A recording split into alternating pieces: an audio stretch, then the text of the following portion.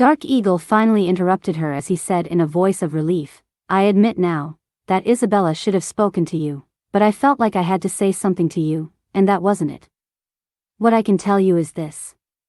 Yes, you are a young and also an intelligent lady, at that. Still, when you find love, I want you to remember that love is compromising, being considerate, and being understanding towards one another, but above all that, in a few words, respect, honor, and show your appreciation toward each other.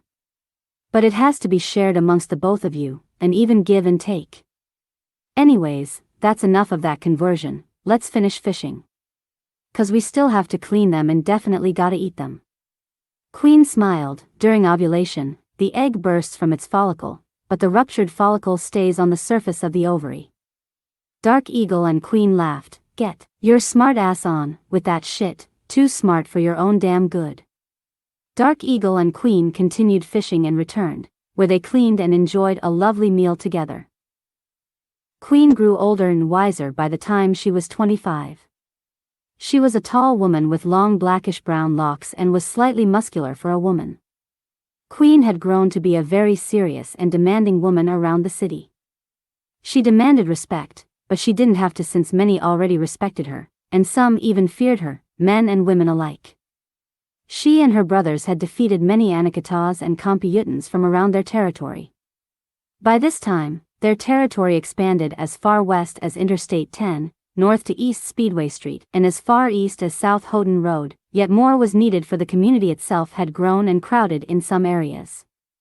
The old Davis-Monthan Air Force Base was now their base of operation for training. Queen was uncomfortable that many of their enemies surrounded them on top of the four significant mountains surrounding her people.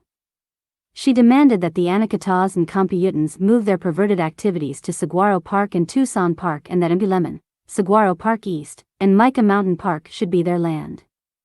Many battles broke out, and the talk of war soon approached before the word was sent that Abenian Alpha 56 wanted a truce by arranging a meeting at Mount Graham. The 10 elders of the community, 25 warriors alongside Dark Eagle and his children, led a caravan to the meeting heading east on Interstate 10. "We have come a long way, Coco, and we owe it all to you." "Thank you, my daughter," said Dark Eagle.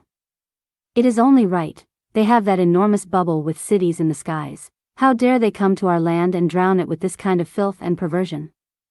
"They could do that stuff in their bubbles," said Queen. "We all have to thank you," said one elder.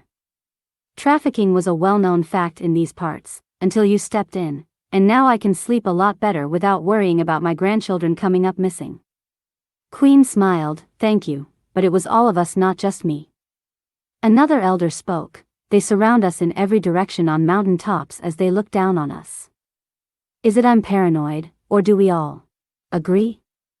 The elders said in unison, "Agreed."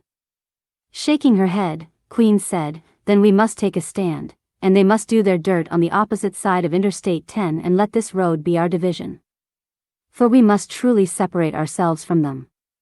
The group traveled until they arrived at Interstate 10 and the Highway 191 connection near Cochise. Elder Running Elk had a few medical conditions and needed rest. Walking, standing, or sitting down too long made his foot swell, but insisted on coming.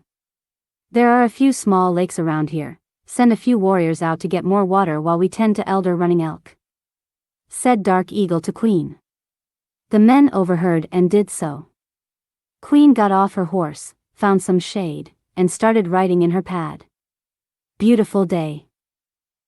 What a beautiful day, to pray, to sing, to laugh. What a beautiful day, to cry, to moan, to even cheer. Praying for the strength to go on, to sing a song of joy, because you saw another day. To laugh at the things that surround us, friends and family. To cry for the pain that life holds, to moan for the children who refuse to obey the voice of God. To even cheer, because you chose to see this beautiful day." She wrote, No man shall rule my life, nor control the way that I am.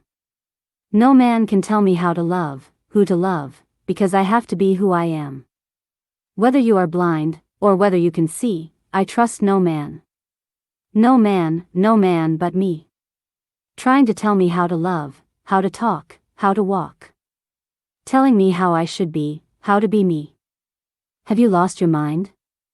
Through my errors, and my errors alone is how I changed. My mistakes have made me learn to choose a different path. Your errors made you choose your way. Your way and not mine. So don't look at me and shake your head. For as you do, I see someone doing the same thing to you. I think like no other man, because who is like me? Who thinks as I think? Talk like I talk. Walk as I walk. No man.